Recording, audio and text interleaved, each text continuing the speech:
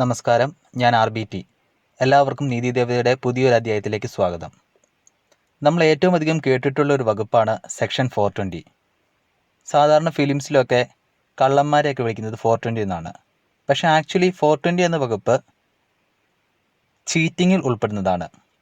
Section 415 മുതൽ 420 വരെയുള്ള എല്ലാ സെക്ഷൻസും ചീറ്റിങ്ങിൽ ഉൾപ്പെടുന്നതാണ്. നമുക്ക് ഓരോ സെക്ഷൻസും എന്താണെന്ന് വിശദമായിട്ട് പറയാം. ആദ്യം സെക്ഷൻ 415. സെക്ഷൻ 415 ചീറ്റിങ്ങിനൊരു വ്യക്തമായ ഡെഫിനിഷൻ നൽകുന്നത്.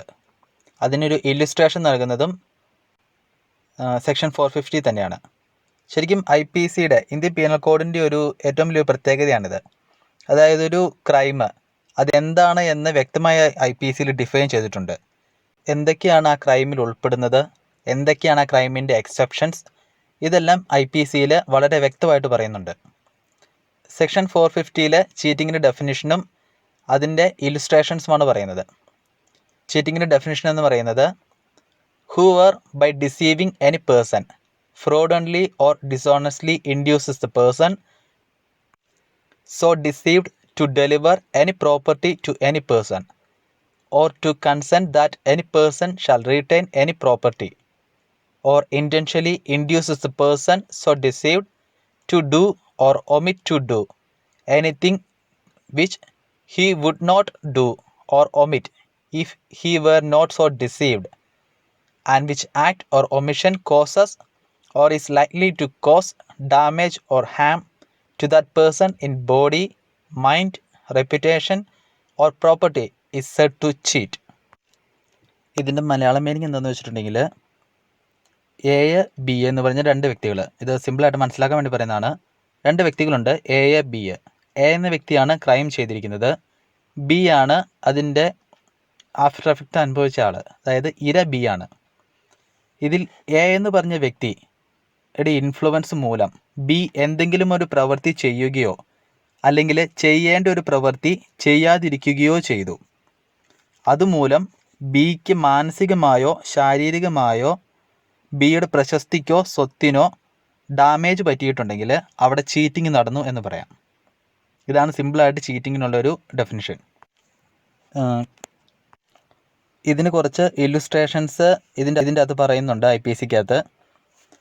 അതായത് ഏതൊക്കെ സാഹചര്യത്തിലാണ് ചീറ്റിംഗ് നടന്നു എന്ന് പറയാൻ സാധിക്കുന്നത്.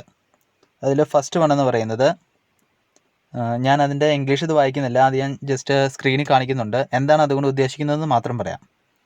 A എന്ന് പറഞ്ഞൊരു വ്യക്തി ഇസഡിൻ്റെ അടുത്ത് എന്ന് പറയുകയാണ്, ഞാനൊരു സിവിൽ സർവീസിലുള്ള ആളാണ്, പക്ഷേ ആക്ച്വലി Aക്ക് പണിയൊന്നും ഉണ്ടാവില്ല. പക്ഷേ ഈ ഒരു കള്ളം പറഞ്ഞ് ഇസഡിൽ നിന്ന് എന്തെങ്കിലും ഒരു വസ്തുവോ ക്രെഡിറ്റോ A സ്വീകരിച്ചിട്ടുണ്ടെങ്കിൽ A ചീറ്റ് ചെയ്തു എന്ന് പറയാം. രണ്ടാമത്തെ സബ്സെക്ഷൻ വരുന്നതാണ്, അതായത് കൗണ്ടർ ഫീറ്റ് ഉണ്ടാക്കുന്നത്. A എന്ന് പറഞ്ഞ ഒരു വ്യക്തി ഒരു ഷൂ ഉണ്ടാക്കി, അതിലൊരു കറുത്ത മഷിയുടെ ഒരു ടിക്കൊക്കെ ഇട്ടിട്ട് Bയുടെ അടുത്ത് എന്ന് പറഞ്ഞു, ഇത് നൈക്കിൻ്റെ ഒറിജിനൽ ഷൂ ആണ്. അപ്പോൾ B അത് തെറ്റിദ്ധരിച്ച് വലിയ വില കൊടുത്ത് ആ ഷൂ വാങ്ങി. അപ്പോൾ A ചീറ്റ് ചെയ്തു. A ഒരു കവിത ഇസഡിനെ ചൊല്ലിക്കോപ്പിക്കും, എന്നിട്ടൊരു പുസ്തകം കാണിച്ചിട്ട് പറഞ്ഞു, ഈ പുസ്തകത്തിലുള്ള കവിതയാണിതെന്ന്. ആ കവിത ഭയങ്കരമായിട്ട് ഇഷ്ടപ്പെട്ടതുകൊണ്ട് ഇസഡ് ആ പുസ്തകം വാങ്ങി. പക്ഷേ ആക്ച്വലി ആ കവിത ആ പുസ്തകത്തിലുള്ളതായിരിക്കില്ല. ഇവിടെ A ചീറ്റ് ചെയ്തു. ഫേക്ക് ഡയമണ്ട്സ് ഒക്കെ വിൽക്കുന്നത്, കടം മേടിച്ചിട്ട് മനഃപൂർവ്വം ആ പൈസ തിരിച്ചു കൊടുക്കാതിരിക്കുന്നത്. ഇവിടെ A എന്ന് പറഞ്ഞ വ്യക്തി ഒരു കോൺട്രാക്ടറാണ്, ഇസഡ് എന്ന് പറഞ്ഞ വ്യക്തി എബ്രോഡ് താമസിക്കുന്ന ഒരാളാണ്. ഇവിടെ ഇസഡിനൊരു വീട് നിർമ്മിക്കണം. അപ്പോൾ A എന്ന് പറഞ്ഞ കോൺട്രാക്ടറിനെ സമീപിക്കും. അപ്പോൾ കോൺട്രാക്ടർ പറയും വീട് നിർമ്മിച്ചു കൊടുക്കാമെന്ന്. എന്നിട്ട് അവർ എഗ്രിമെൻറ്റ് സൈൻ ചെയ്യുകയും ചെയ്യും. അപ്പോൾ ഇസഡ് എബ്രോഡുള്ള ആളായതുകൊണ്ട് അയാൾക്ക് വന്ന് വീട് ഉണ്ടാക്കിയില്ലോ എന്ന് കാണാൻ പറ്റില്ല. A കുറച്ച് ഫോട്ടോസൊക്കെ അയച്ചു കൊടുത്തിട്ട് വീട് ഉണ്ടാക്കിയെന്ന് പറഞ്ഞ് പൈസ മേടിക്കും. പക്ഷേ ആക്ച്വലി വീട് പണിതിട്ടുണ്ടാവില്ല. അങ്ങനെ ചെയ്യുകയാണെങ്കിൽ A ചീറ്റ് ചെയ്യുകയാണ്. ഇതിൽ രണ്ട് കേസാണ് പറയുന്നത്. ഒരു പൈനാപ്പിൾ കച്ചവടക്കാരനുമുണ്ട്, ഒരു കടക്കാരനുമുണ്ട്. ഈ പൈനാപ്പിൾ കച്ചവടക്കാരൻ കടക്കാരൻ്റെ അടുത്തെന്ന് പറയുകയാണ്, നിങ്ങൾക്ക് ഞാൻ കുറേ പൈനാപ്പിൾ തരാമെന്ന്. എന്നിട്ട് കടക്കാരൻ്റെ കയ്യിൽ നിന്ന് കുറച്ച് അഡ്വാൻസ് മേടിച്ചു. പക്ഷേ ഈ പൈനാപ്പിൾ കടക്കാരന് പൈനാപ്പിൾ കൊടുക്കാനുള്ള ഒരു ഇൻറ്റൻഷനും ഇല്ലായിരുന്നു. അപ്പോൾ പുള്ളി പറ്റിക്കാൻ വേണ്ടിയാണ് ചെയ്തതെങ്കിൽ അതിനെ ചീറ്റിംഗ് എന്ന് പറയാം. രണ്ടാമത്തെ കേസ് എന്ന് പറഞ്ഞിട്ടുണ്ടെങ്കിൽ പൈനാപ്പിൾ കൊടുക്കണം എന്ന ആഗ്രഹമുണ്ടായിരുന്നു പൈനാപ്പിൾ കച്ചവടക്കാരന്. പക്ഷേ പുള്ളി പ്രതീക്ഷിച്ച സമയത്ത് പുള്ളിക്ക് സ്റ്റോക്ക് കിട്ടിയില്ല, അതുകൊണ്ട് കൊടുക്കാൻ സാധിച്ചില്ല. ഇവിടെ കടക്കാരന് പൈനാപ്പിൾ കച്ചവടക്കാരൻ്റെ എതിരെ കേസ് കൊടുക്കാം, പക്ഷേ അത് ചീറ്റിങ്ങിൽ വരില്ല, ബ്രേക്ക് ഓഫ് കോൺട്രാക്റ്റിലേ വരുള്ളൂ. കാരണം പൈനാപ്പിൾ കച്ചവടക്കാരൻ്റെ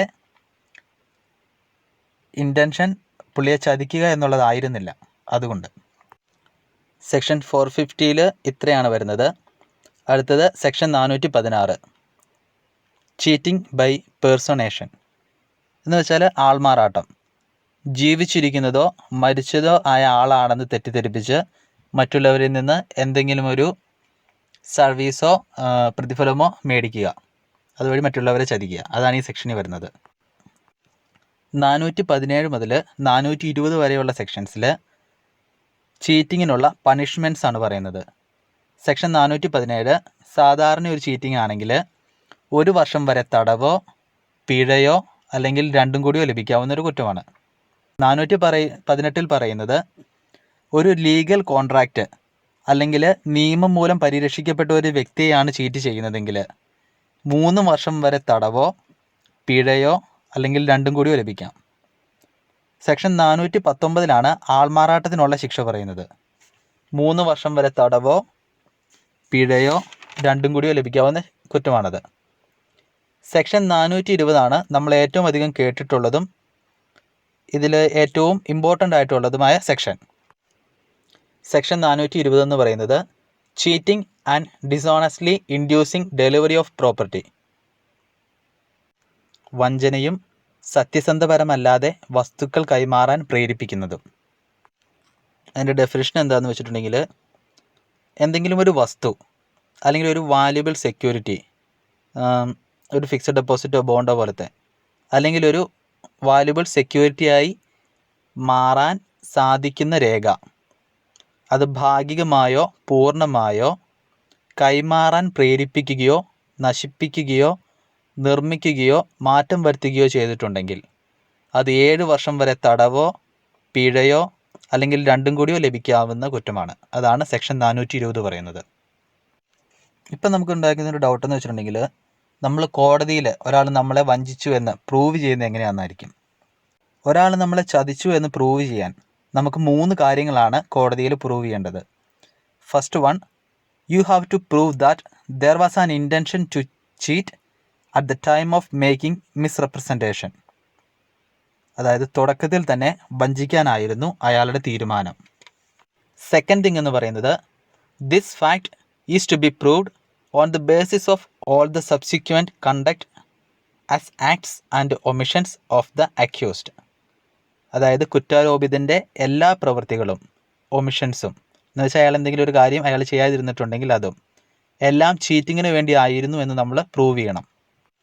മൂന്നാമതായിട്ട് നമ്മൾ പ്രൂവ് ചെയ്യേണ്ടത്, all the acts and omissions of the accused must be clearly and legibly set out right from the date of making of false representation till the filing of the complaint. വഞ്ചിക്കാനായി അയാൾ തീരുമാനിച്ച ആദ്യ ദിനം മുതൽ ചെയ്ത പ്രവൃത്തികളും ഒമിഷൻസും വ്യക്തമായും ചീറ്റ് ചെയ്യണം എന്ന ഇൻറ്റൻഷനിൽ ചെയ്തതായിരിക്കണം. അതും നമ്മൾ പ്രൂവ് ചെയ്യണം. സിമ്പിളായിട്ട് പറഞ്ഞാൽ ഇത്രേ ഉള്ളൂ. മനഃപൂർവ്വമായിട്ട് ഒരാൾ നമ്മളെ കണക്ക് കൂട്ടി നമ്മളെ പറ്റിക്കുകയാണെങ്കിൽ സെക്ഷൻ 415 മുതൽ സെക്ഷൻ 420 വരെയുള്ള വകുപ്പുകളിൽ അത് ഉൾപ്പെടും. ഇപ്പം നമുക്ക് തോന്നിയിരിക്കുന്ന ഒരു ഡൗട്ട് എന്താണെന്ന് വെച്ചാൽ, ഇത്രയും കാര്യങ്ങളൊക്കെ പ്രൂവ് ചെയ്ത് എങ്ങനെയാണ് നമ്മൾ കേസ് കൊടുക്കാമെന്നായിരിക്കും അല്ലേ. സെക്ഷൻ 420 എന്നൊക്കെ പറയുന്നത് ഏറ്റവും സിമ്പിളായിട്ട് കേസ് കൊടുക്കാവുന്ന ഒരു സെക്ഷനാണ്. ഇപ്പോൾ ഒരു AC തിയേറ്റർ, നമ്മൾ ഒരു AC തിയേറ്ററിൽ ചെല്ലുകയാണ് സിനിമ കാണാൻ വേണ്ടി. അപ്പം നമുക്ക് ടിക്കറ്റിൻ്റെ വില ഒരു 120 140 ഒക്കെ ആയിരിക്കും. അപ്പോൾ AC ഉണ്ട് എന്ന് പറഞ്ഞാണ് അവർ നമ്മുടെ അടുത്തു നിന്ന് പൈസ മേടിക്കുന്നത്. പക്ഷേ ഫിലിം തുടങ്ങി കുറച്ചു നേരം കഴിയുമ്പോൾ അവർ AC ഓഫ് ചെയ്യുകയാണെന്ന് വെച്ചോ, നമുക്ക് അവർക്കെതിരെ ചീറ്റിങ് 420 വകുപ്പ് പ്രകാരം അവർക്കെതിരെ നമുക്ക് കേസ് ഫയൽ ചെയ്യാം. അതായത് 7 വർഷം വരെ തടവും പിഴയോ അല്ലെങ്കിൽ രണ്ടും കൂടിയോ ലഭിക്കാവുന്ന കുറ്റമാണ് തിയേറ്ററിലെ AC ഓഫ് ചെയ്യുക എന്ന് പറയുന്നത്. വേറൊരു രീതി എന്ന് വെച്ചിട്ടുണ്ടെങ്കിൽ, ഏതെങ്കിലും ഒരു വ്യക്തി ആരുമാകട്ടെ അത്, അയാൾ നമുക്കൊരു വിഗ്രഹം കൊണ്ട് വിറ്റു. അയാൾ നമ്മളോട് ആ വിഗ്രഹം തരാൻ നേരത്തെ സമയത്ത് പറഞ്ഞത്, ഇത് നിങ്ങൾ വീട്ടിൽ കൊണ്ട് വെച്ചിട്ടുണ്ടെങ്കിൽ നിങ്ങൾ വളരെയധികം സമ്പന്നമാവുന്നതാണ്. പക്ഷേ കുറേ കാലം കഴിഞ്ഞിട്ട് നിങ്ങൾക്ക് കാശൊന്നും അത്രയധികം ഉണ്ടാവുന്നില്ല. അങ്ങനെയാണെങ്കിൽ നമുക്ക് അയാൾക്കെതിരെ ചീറ്റിങ്ങിൽ 420 സെക്ഷനിൽ കേസ് കൊടുക്കാം. അയാൾക്കും കിട്ടും 7 വർഷം വരെ തടവ്, അല്ലെങ്കിൽ പിഴ, അല്ലെങ്കിൽ രണ്ടും. ഈ സെക്ഷൻ 420 ചില ഇമ്പോർട്ടൻ്റ് ആയ കേസ് ലോസ് ഒക്കെ വന്നിട്ടുണ്ട്. അതിൽ 1-2 പറയാം. ഒന്ന്, ശോഭാന്ദ്ര coke products versus state of UP. It was held that offense of cheating can be made out only if it has been shown that damage or harm has been caused to the person so deceived. എന്ന് വെച്ചാൽ വഞ്ചിക്കപ്പെട്ട വ്യക്തിക്ക് ആ പ്രവൃത്തി മൂലം എന്തെങ്കിലും ഒരു ഹാമോ ഡാമേജോ പറ്റിയാൽ മാത്രമേ ചീറ്റിംഗ് ഫയൽ ചെയ്യാൻ പറ്റുള്ളൂ. ഹിരാലാൽ ഹരിലാൽ ഭഗവതി വേഴ്സസ് CBI 2003. ഇത് ഈ പ്രോപ്പർട്ടിയുടെ ഒക്കെ വിൽപ്പനയുമായിട്ട് ബന്ധപ്പെട്ട ഒരു കേസ് ലോ ആണ്. ഇതിൽ പറയുന്നത് section 450 of the IPC provides that to hold a person guilty of cheating as defined, it is necessary to show that she had a fraudulent or dishonest intention at the time of making the promise to retain the property. അതായത് ഇപ്പോൾ ഈ സ്ഥലങ്ങളുടെയൊക്കെ വിൽപ്പനയായിട്ട് ബന്ധപ്പെട്ട് വഞ്ചനയ്ക്ക് നമ്മളെപ്പോഴും case വരുന്നുണ്ട്. അതായത് എന്തെങ്കിലും ഒരു mistake വന്നിട്ടുണ്ടെങ്കിൽ നമ്മളപ്പോൾ നമ്മൾ ചീറ്റ് ചെയ്തെന്ന് പറഞ്ഞാൽ വരുന്നത്. പക്ഷേ അങ്ങനെ അത് കേസ് കൊടുക്കാൻ പറ്റില്ല. At the time of making the promise, അതായത് നമ്മൾ ആ വിൽപ്പത്ര ഉണ്ടാക്കുന്ന ടൈമിൽ ആ പുള്ളിയുടെ ഇൻറ്റൻഷൻ എന്ന് പറയുന്നത് നമ്മളെ ചീറ്റ് ചെയ്യാനായിരുന്നു എന്നുണ്ടെങ്കിൽ മാത്രമാണ് സെക്ഷൻ 415 IPC പ്രകാരം പുള്ളിക്കെതിരെ കേസെടുക്കാൻ പറ്റുള്ളൂ. 2014 UPSCയുടെ മെയിൻ എക്സാമിന് ഒരു IPS ട്രെയിനി ചീറ്റിങ്ങിന് അറസ്റ്റ് ചെയ്യപ്പെട്ടു. അദ്ദേഹം ചെയ്തത് എന്താണെന്ന് വെച്ചിട്ടുണ്ടെങ്കിൽ ഒരു ബ്ലൂടൂത്ത് ഡിവൈസും ഒരു ബട്ടൺ ക്യാമറയുമായിട്ട് എക്സാം ഹാളിൽ കയറി.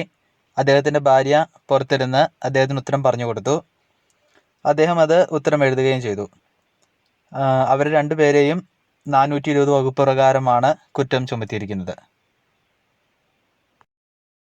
ഇപ്പം നിങ്ങൾക്ക് ചീറ്റിംഗ് എന്താണ്, അതിൽ വരുന്ന കാര്യങ്ങൾ എന്തൊക്കെയാണ്, എങ്ങനെയൊക്കെയാണ് അത് പ്രൂവ് ചെയ്യുന്നത്, അതൊക്കെ നമുക്കൊരു ഏകദേശം ഗ്രാഹ്യം ഇപ്പോൾ ഉണ്ടായി കാണും.